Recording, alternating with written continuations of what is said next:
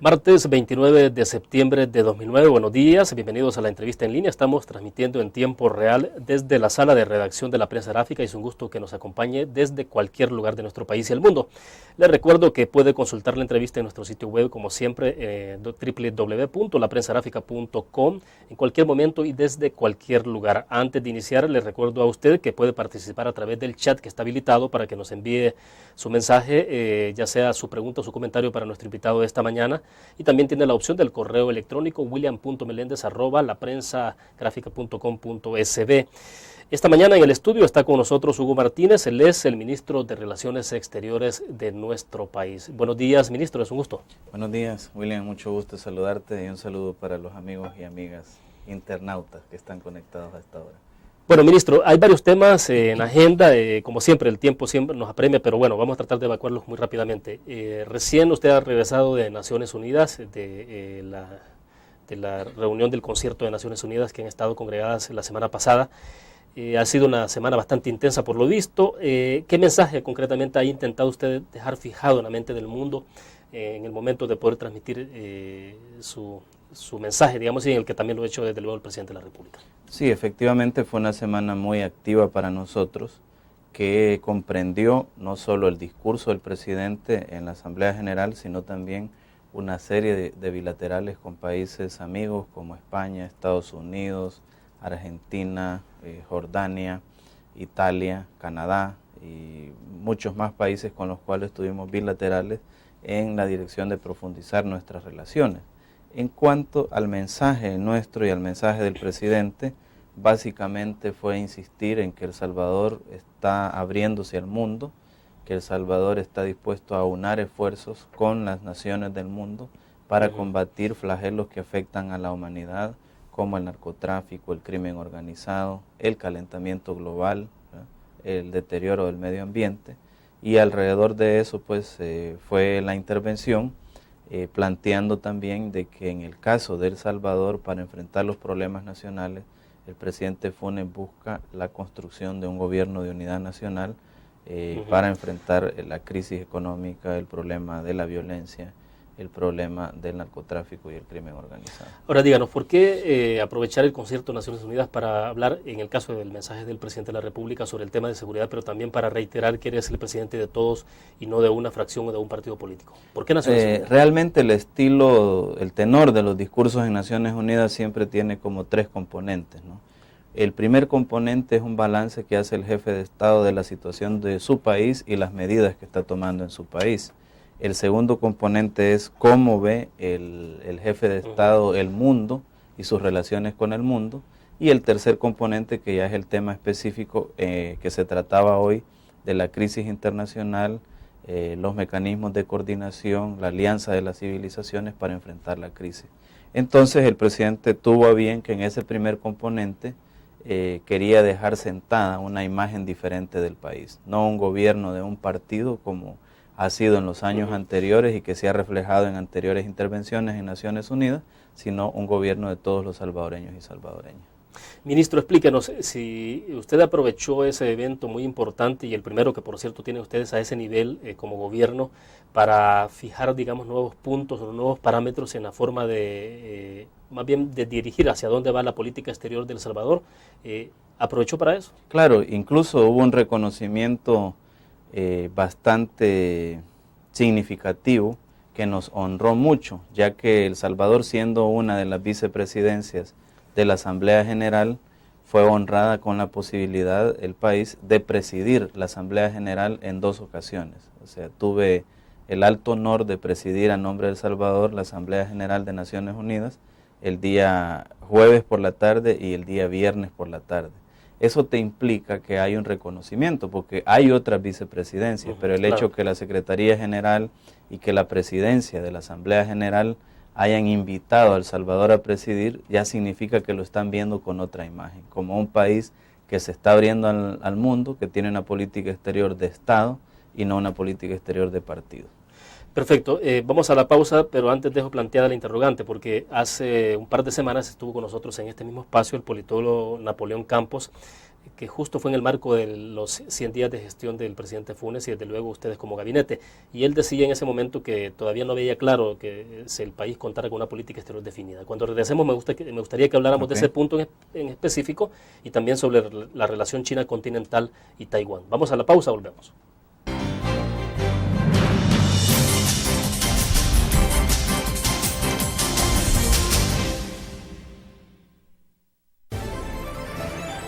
Noticiero del Cambio. 100 días de gobierno. Solamente 100 días y algo es seguro. El cambio ya está empezando. 3.000 escrituras fueron entregadas a pequeños productores, más de la mitad de lo adjudicado en los últimos 5 años. Se prohibió el uso de carros oficiales para fines particulares. Y fue lanzado Casa para Todos, el mayor programa de construcción de viviendas de nuestra historia. Además, el gobierno terminó con el cobro de las cuotas voluntarias en la red de salud pública. Está promoviendo acciones conjuntas entre policías y militares para combatir la violencia. Y va a empezar a realizar obras fundamentales para el país, como el nuevo hospital de maternidad acá en el barrio Santa Anita de la capital y la primera sede de Ciudad Mujer en Usulután. Todo esto no deja dudas. Para este gobierno, palabra empeñada es palabra cumplida. 100 días de trabajo, 100 días de esperanza.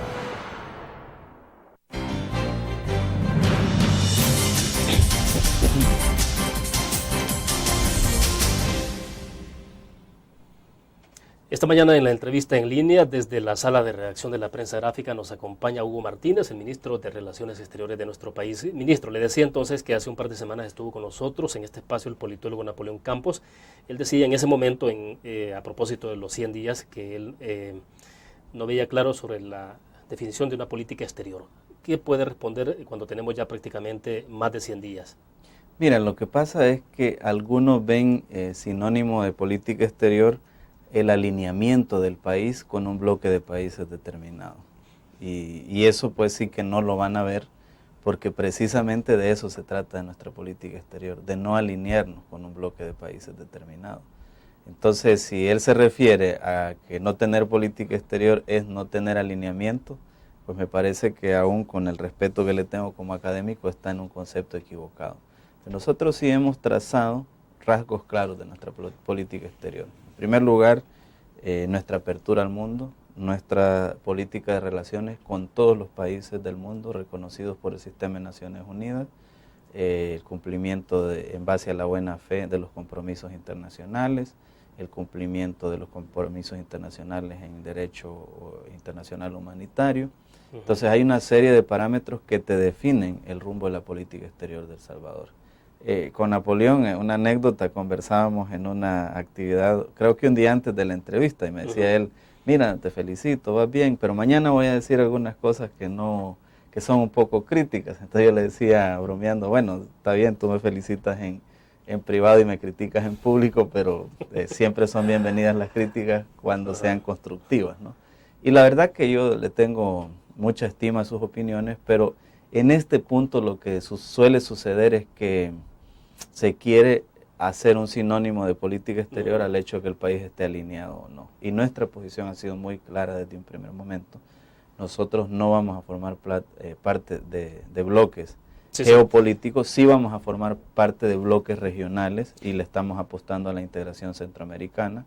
Esto implica, perdón ministro, desideologizar la visión de la política exterior de nuestro país. Exactamente, eso lo dijimos desde un principio.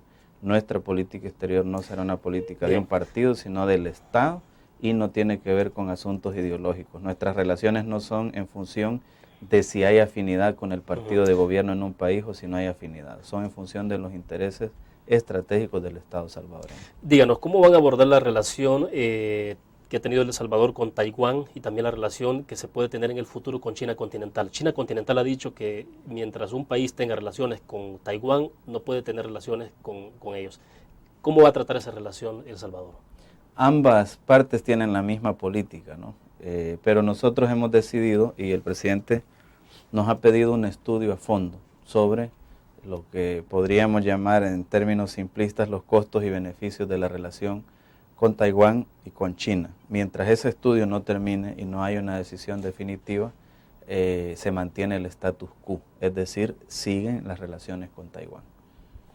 ¿Cuándo podríamos saber de algún anuncio que implique la visita del presidente Funes a Washington y se reúna con el presidente Obama?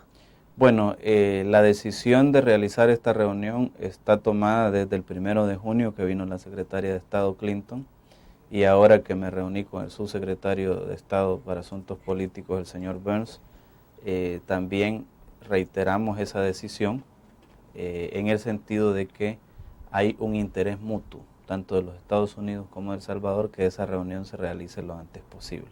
Entonces nuestras cancillerías están afinando las agendas para que esa reunión se pueda dar en los meses de octubre o de noviembre, y en esa reunión evidentemente que el presidente Funes tiene un planteamiento que hacer sobre nuestro nuevo enfoque de la política migratoria, que es un enfoque que le apuesta a resolver el estatus de los salvadoreños que ya están en Estados Unidos, pero le apuesta también a generar condiciones aquí en El Salvador, en los lugares de origen, para que la gente no tenga que irse del país. ¿Es posible sostener una reunión y sobre todo una relación armoniosa con Estados Unidos? Sí, realmente las relaciones con los Estados Unidos pasan por uno de sus mejores momentos en la historia. Hay un intercambio fluido, hay reuniones de alto nivel frecuentemente, hay una comunicación de las diferentes agencias de los Estados Unidos con nosotros, ya no digamos del Departamento de Estado con la Cancillería salvadoreña, que es una comunicación muy fluida, casi semanal podría decir yo, sobre diferentes temas. Entonces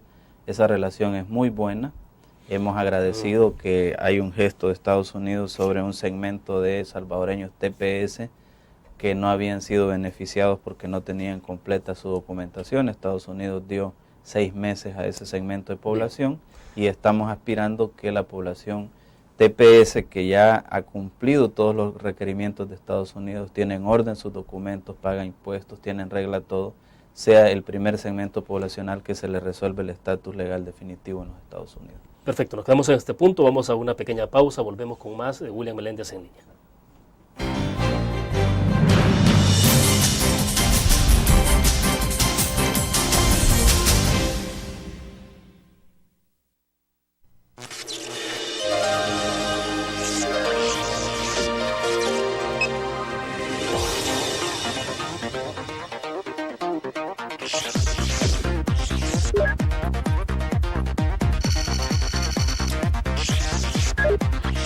Estimulamos tus sentidos para que leas, veas, escuches e interactúes con la verdad.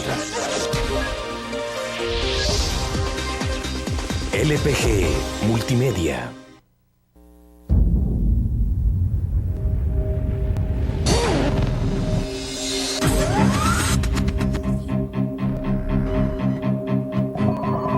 El inicio de una estrategia financiera desde los negocios y la actividad económica hacia toda Centroamérica. El Economista Regional, una revista especializada donde encuentras el panorama empresarial y los principales movimientos financieros. El Economista, el modelo regional de información económica.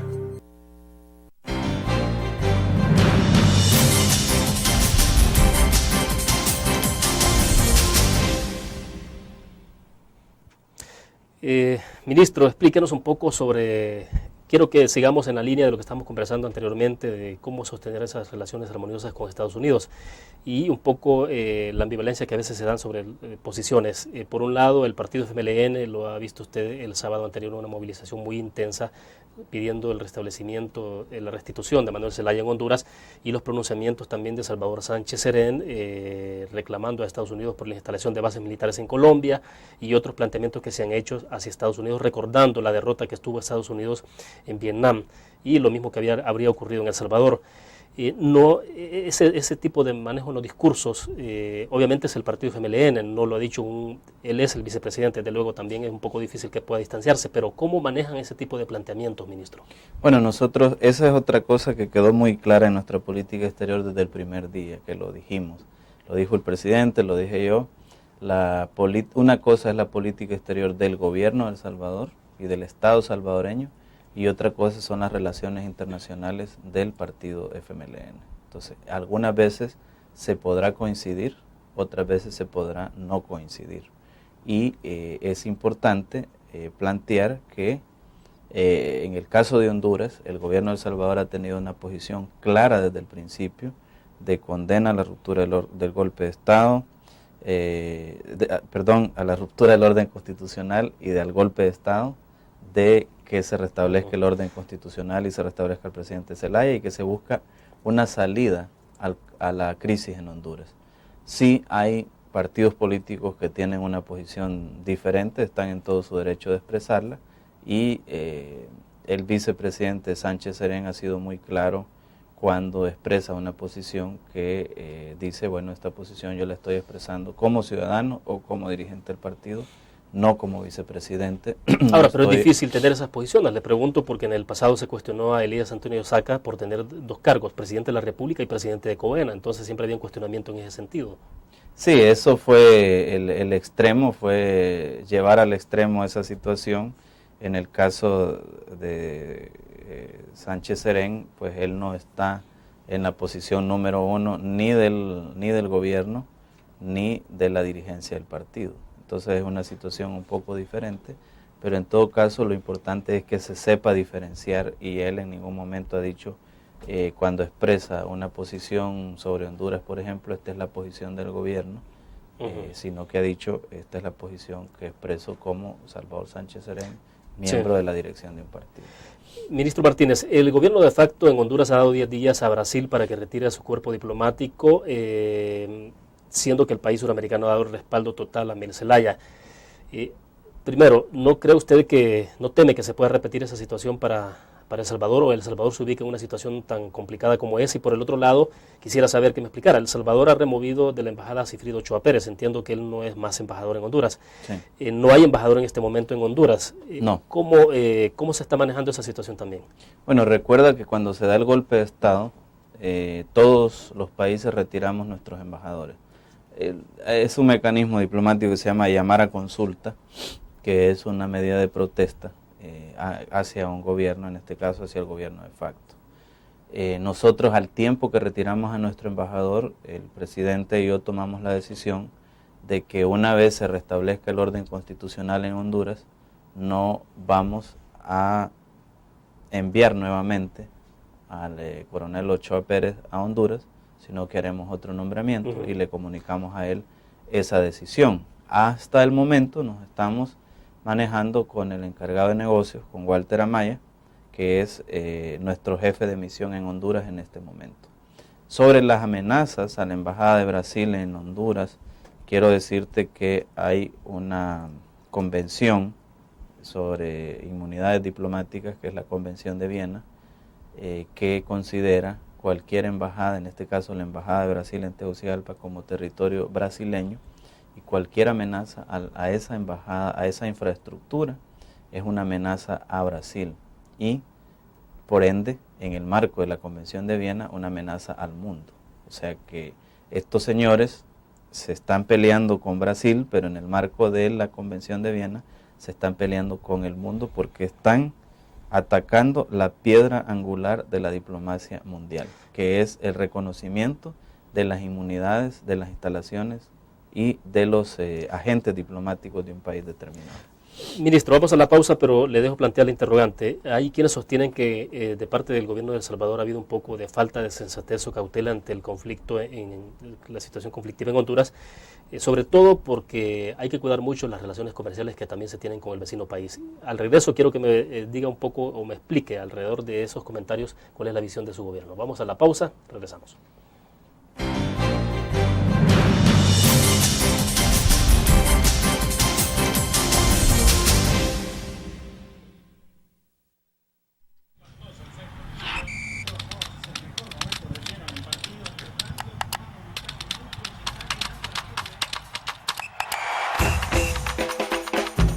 La emoción del deporte está en www.elgráfico.com.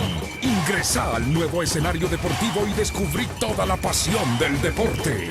Fotos, videos, fichas y resultados de las mejores ligas del mundo. Elgráfico.com. Conectados por deporte. Learn. La revista más innovadora y moderna de todos los tiempos. Única en su estilo, creativa. Un espacio exclusivo y reservado de entretenimiento y diversión, llevada al máximo.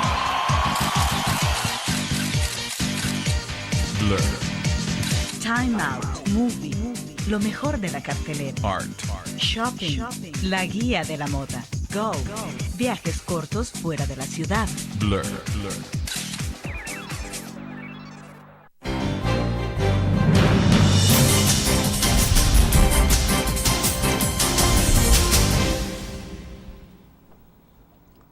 Ministro Martínez, le decía entonces sobre las inquietudes de algunos sectores en el país, sobre todo los sectores empresariales y algunos analistas que han explicado o han reiterado que ha habido un poco de falta de sensatez o cautela de cómo abordar el tema de las crisis políticas en Honduras, sobre todo por las implicaciones que esto puede tener en términos de las relaciones comerciales. ¿Está haciendo algún análisis muy profundo sobre esto el gobierno?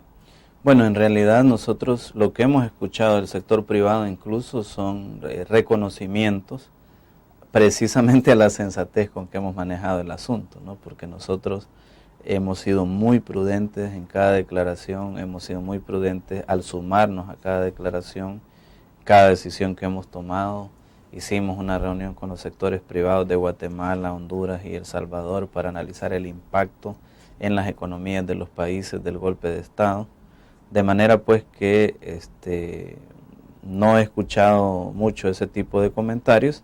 Sin embargo, siempre estamos abiertos a analizar y a considerar esos comentarios. Como te repito, los comentarios que hemos escuchado de otros países del mismo Estados Unidos, pues son de reconocimiento para la forma muy profesional y muy cautelosa con que hemos manejado el asunto. Los mismos comentarios hemos escuchado del sector privado, pero siempre estamos abiertos a analizar cualquier paso que demos en función de que sea la mejor actuación del país. Claro, tenemos una situación sui generis que no tienen otros países. Nuestra mayor frontera es con Honduras. Claro. A Honduras es el país al que más le vendemos. Tenemos inversiones en Honduras. Tenemos nuestras familiares están ligados de alguna manera en las franjas fronterizas. Y todo eso nos hace una situación más compleja y precisamente por eso estamos siendo muy cautelosos. Pero la cautela no evita que seamos firmes en aquellos asuntos de principios. Por ejemplo, nosotros no podemos ser flexibles frente a un golpe de Estado.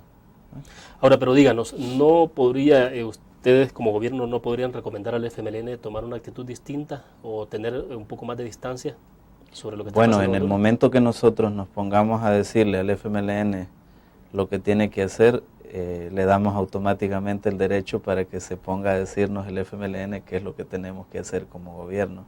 Y el arte de la relación entre el gobierno y el partido de gobierno es respetar los ámbitos de acción de cada uno en el trabajo pues, cotidiano. Pero ¿no teme usted que las acciones del FMLN, obviamente salvando esas distancias que usted ha mencionado, pueda generar alguna reacción de parte de Honduras? Finalmente Honduras posiblemente resolucione en mediano plazo o en el largo plazo la situación interna, pues si ellos resuelvan la situación, pero pueden quedar, digamos, ciertas animadversiones que decía se tienen de Honduras hacia El Salvador.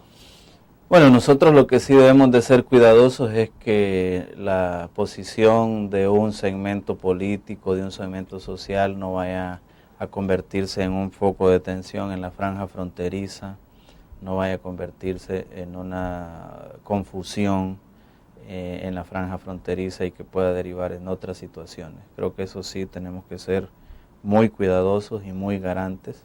El derecho a manifestarse lo tienen no solo el FMLN, sino todas las organizaciones y todos los partidos, siempre en el marco del respeto a la ley, ¿no?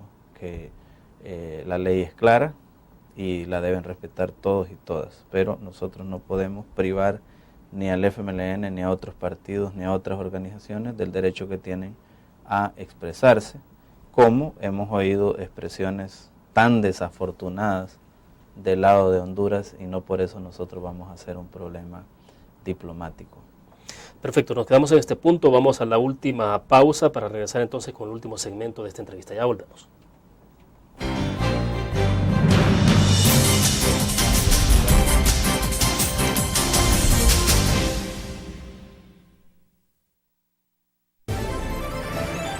Noticiero del Cambio. 100 días de gobierno. Solamente 100 días y algo es seguro. El cambio. ya está empezando.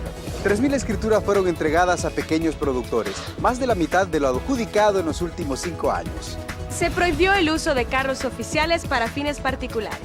Y fue lanzado Casa para Todos, el mayor programa de construcción de viviendas de nuestra historia. Además, el gobierno terminó con el cobro de las cuotas voluntarias en la red de salud pública. Está promoviendo acciones conjuntas entre policías y militares para combatir la violencia. Y va a empezar a realizar obras fundamentales para el país, como el nuevo hospital de maternidad acá en el barrio Santa Anita de la capital y la primera sede de Ciudad Mujer en Usulután. Todo esto no deja dudas. Para este gobierno, palabra empeñada es palabra cumplida. 100 días de trabajo, 100 días de esperanza.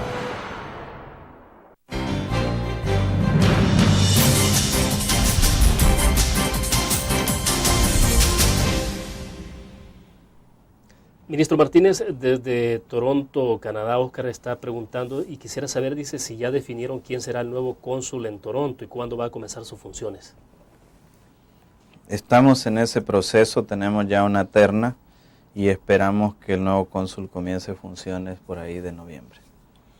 Ahora, en el caso de los demás consulados o demás embajadas, ¿ya se está definiendo?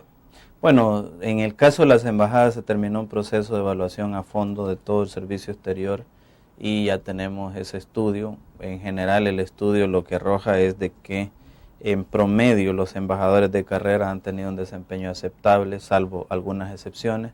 Los embajadores políticos han tenido un desempeño un poco menos aceptable y el estudio nos da 3 recomendaciones. La primera es que instauremos de una vez por todas el sistema de rotaciones de nuestro servicio exterior. Cada 3 años, ¿no? Entre 3 y 5 años. Lo tienen todos los países del mundo, menos El Salvador. El colmo fue el embajador León, que estuvo 20 años en Washington. Y todas las academias diplomáticas que he visitado y que nos van a cooperar para relanzar nuestra academia diplomática nos dicen, mira, no puedes tener a un embajador tanto tiempo. Entonces ya se convierte en alguien que vela o por sus intereses o por los intereses del otro país, no por los intereses de tu país. Entonces vamos a rotarlos, vamos también a establecer un sistema de franjas salariales porque hay una dispersión salarial aún en países similares, como que se ve que los nombramientos fueron en base a cierta relación con cierto funcionario de gobierno. Y tercero, vamos a establecer un sistema de carrera bastante estricto que determine, por ejemplo, que para ser embajador tú tienes que tener un título de posgrado, ya sea en diplomacia, en relaciones internacionales, en comercio internacional. Eso significa que le vamos a dar un tiempo a los que ya están para que cursen esos estudios y se puedan nivelar, y a los nuevos que quieran ingresar les vamos a exigir a partir del próximo año ese requisito. Perfecto. ¿Cuándo vamos a tener finalmente embajador en Washington? Bueno, yo creo que estamos cerca de tener el nombramiento. También tenemos una terna en ese caso de Washington. Y con el presidente estamos valorando muy bien la decisión. No tenemos presión para tomar la decisión, puesto que las relaciones están en su mejor momento y hay un trabajo muy fluido de nuestro encargado de negocios, que es el arquitecto Ashul, que lo nombramos el 1 de julio, y también en comunicación con el encargado de negocios de los Estados Unidos aquí. Recordemos que Estados Unidos tampoco tiene embajador desde el 20 de enero, porque igual que en el caso de El Salvador, el embajador de Estados Unidos aquí era un embajador político y tuvo que dejar su plaza al momento que asumió la nueva administración. Nosotros no le hemos pedido ni siquiera a todos los embajadores políticos que pongan su cargo a la disposición.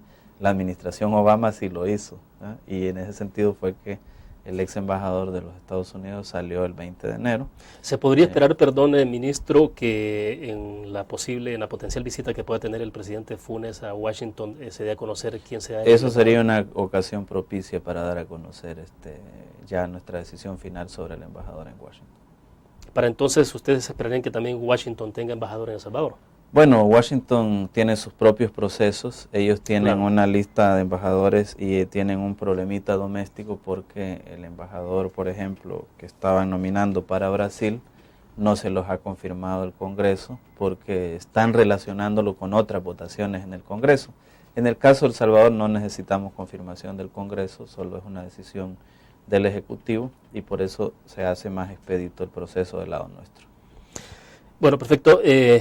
Ministro, se nos ha agotado el tiempo, le agradezco que haya compartido con nosotros, muy gentil. Bueno, con mucho gusto, estamos a la orden y de nuevo un saludo a todas las personas que nos han seguido vía la página electrónica. Perfecto, terminamos así la entrevista de esta mañana. Le invito a que mañana a las 8:15 nos acompañe. Estará con nosotros Robert Blau. Él es el encargado de negocios de la Embajada de Estados Unidos en nuestro país. Buenos días.